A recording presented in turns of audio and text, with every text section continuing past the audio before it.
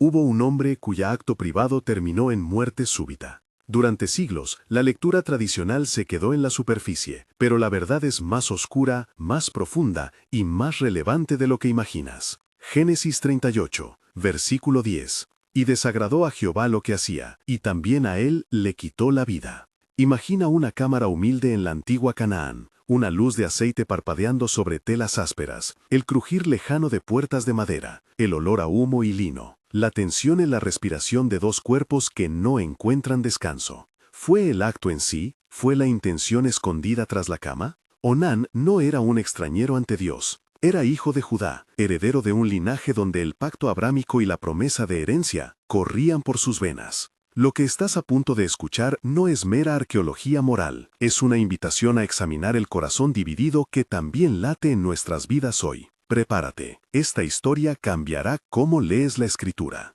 Imagina la estancia, luz cálida que apenas alcanza el rostro de Onán, las manos de Tamar temblando, el tacto de la lana rasposa. Visualiza el sonido de las sandalias arrastradas al entrar de un mensajero, la voz apagada de una comunidad que vigila más con sus ojos que con su boca. Huele a aceite rancio y pan cocido, y al mismo tiempo algo agrio en el aire, el presagio de una decisión que descenderá como una sombra. El tacto de la cama es frío donde la intención hierve. Tres sensaciones reclaman tu atención. La vista de una promesa heredada sin cumplirse. El oído que registra la respiración contenida, el olfato que atrapa la humedad del cuarto y el sudor del miedo. ¿Cómo transfiere un gesto íntimo la deuda de un pacto público? ¿Qué tradición está en juego cuando la herencia se juega en la alcoba? Estas imágenes son el puente entre un relato antiguo y tu vida contemporánea. Para entender lo que sucedió, debemos retroceder y ver la ley y la cultura que rodeaban a estos hombres. El levirato, tal como se describe en Deuteronomio 25, versículos 5 al 10, obligaba al hermano a levantar nombre al hermano fallecido, a garantizar la herencia y la continuidad del linaje.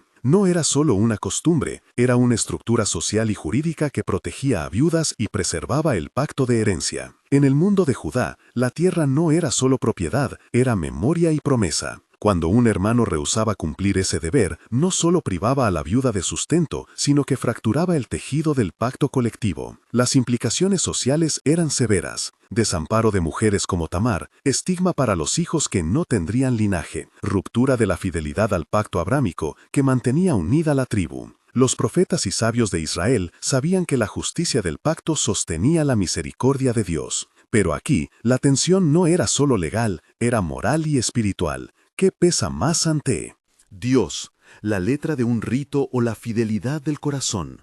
Guardaremos esa pregunta mientras avanzamos. Onán era más que una línea genealógica. Nació en una familia donde el nombre de Judá resonaba con poder y contradicción. Primero aprendió a contar la historia de sus abuelos Abraham, Isaac y Jacob como uno cuenta una herencia de gloria y promesa. Luego, en silencio, vivió la comparación con su hermano mayor cuya muerte dejó una sombra y una responsabilidad. Primer párrafo del backstory. Onán creció en la casa de su padre rodeado de relatos de pacto y altar. Vio a su madre preparar mantos de lino, oyó a los ancianos hablar del valor de la tierra y del temor a la ira divina cuando se quebraba la justicia comunal. Segundo párrafo del backstory. Adolescente, Onán asistió a sacrificios, aprendió las oraciones de la mañana y los proverbios que repetían que no hay cosa creada para burlarse del voto. Conservó en su pecho un anhelo de comodidad y reconocimiento, pero también una creciente voz de cálculo que evaluaba costo y beneficio. Tercer párrafo del backstory.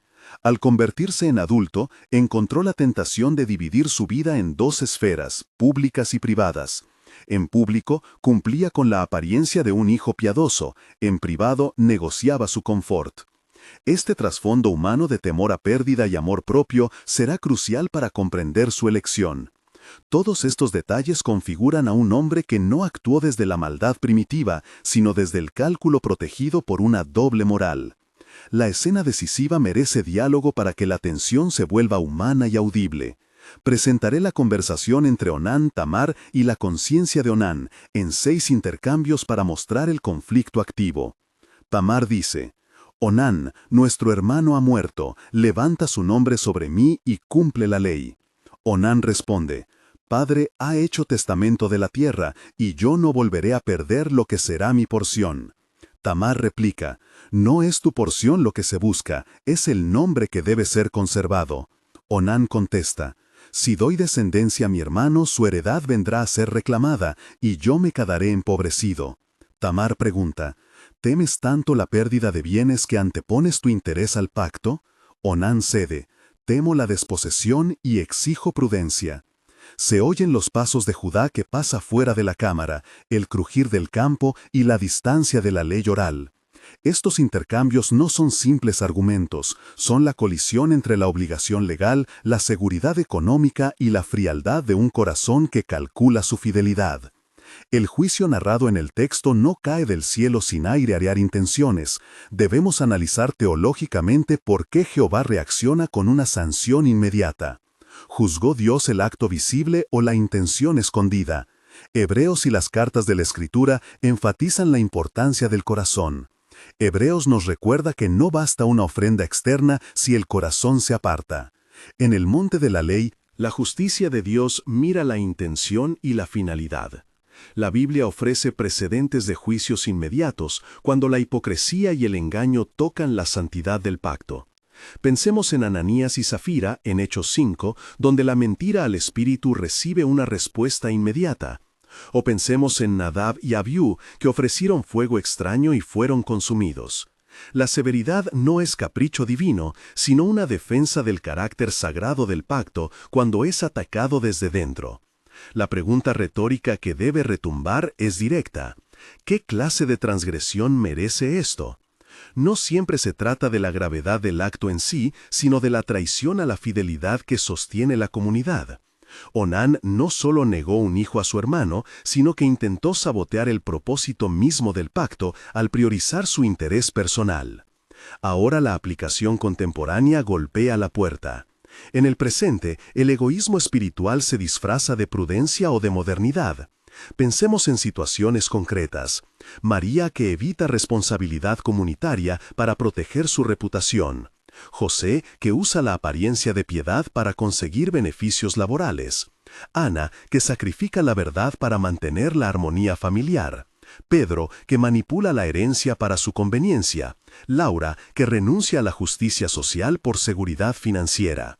Cada nombre que nombro representa una historia real en la que la apariencia externa se mantiene mientras el corazón se desentiende del pacto de amor y justicia. En la iglesia contemporánea vemos líderes como Miguel o David que cumplen ritos pero descuidan viudas y huérfanos. Vemos comunidades donde Marta y Elena se sienten desplazadas porque nadie levanta el nombre de los que sucumbieron. Estas no son metáforas vacías, sino llamados al examen. ¿Dónde hoy estamos derramando la semilla en tierra estéril? ¿Dónde estamos cumpliendo a medias y preservando la apariencia? Si Onán fue castigado por su intención calculada, entonces debemos mirarnos a nosotros mismos y preguntar si no hay formas modernas de onanismo espiritual que requieren arrepentimiento. Es aquí donde inserto un llamado a participación comunitaria que quiero que hagas ahora. Si esta historia te toca y si reconoces en tu vida o comunidad la sombra del egoísmo espiritual, escribe una sola palabra en los comentarios: rendido. No escribas una frase larga ni un ensayo, una palabra para que todos podamos ver que no estamos solos. Tu palabra ayuda a otros a sentir que pueden confesar sin máscara y a guiar futuros videos.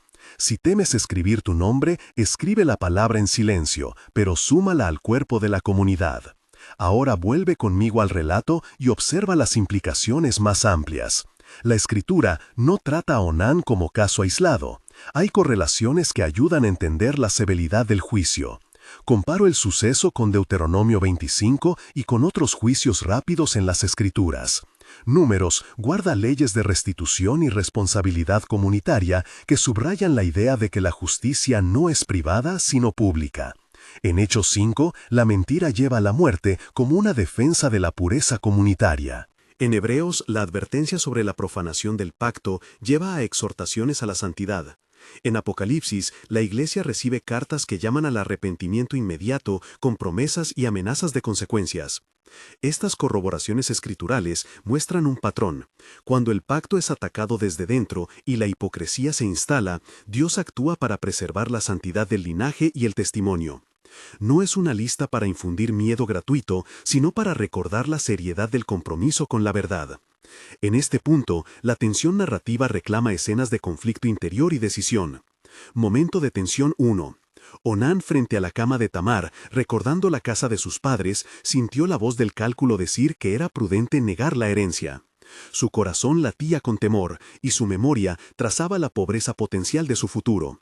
La decisión se volvió acto, y acto se volvió camino de ruptura. Momento de tensión 2.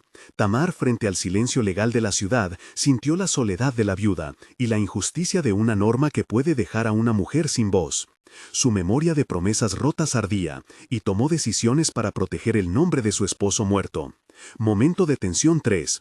Judá, recordando su propia falla y la genealogía en peligro, sintió una mezcla de culpa y temor de la reprobación pública. Estos fragmentos contienen conflicto, memoria y elección, y muestran que la tensión no es un solo crisol, sino una red de decisiones que configura destino. La respuesta pastoral no es condena sin puerta de salida. Trazo aquí una oración confesional que invite a la renuncia y a la transformación. Padre Celestial, yo vengo sin máscaras. Reconozco la comodidad que he preferido a la justicia. Reconozco el momento en que he preferido mi ventaja a la herencia de tu pacto. Perdóname por las veces que he derramado la semilla en tierra estéril, por la frialdad de mis intenciones. Sana mi corazón.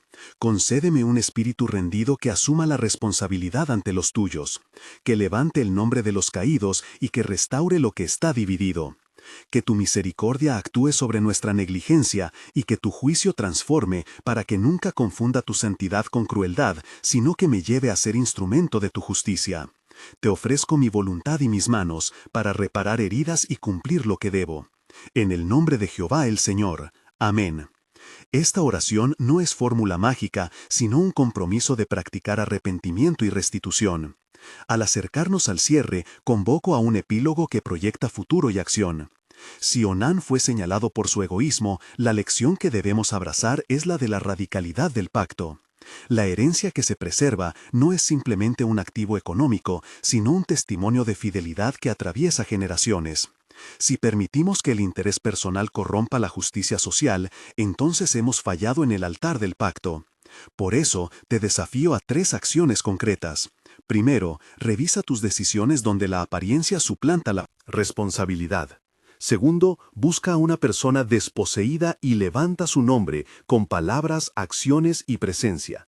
Tercero, comprométete en una comunidad a prácticas que prevengan que la fidelidad se convierta en fachada. Nombres como María, José, Ana, Pedro, Laura, Miguel, David, Marta no son meros ejemplos, sino posibles vecinos, hermanos de fe y colegas. Llama a uno de ellos hoy, asume una pequeña restitución o haz su confesión pública en tu grupo de apoyo. La Escritura promete restauración cuando el arrepentimiento es sincero. Salmos y proverbios nos recuerdan que la misericordia acompaña a la justicia y que una ofrenda de corazón quebrantado es aceptable ante el altar. La comunidad necesita valentía para nombrar errores y para practicar el levirato simbólico en el presente. Esto significa tomar responsabilidad intergeneracional, alimentar a los huérfanos, defender a las viudas y dar voz a los que fueron silenciados. Significa también revisar nuestras prácticas de herencia económica y espiritual y preguntar si estamos preservando la memoria y la justicia por conveniencia o por convicción.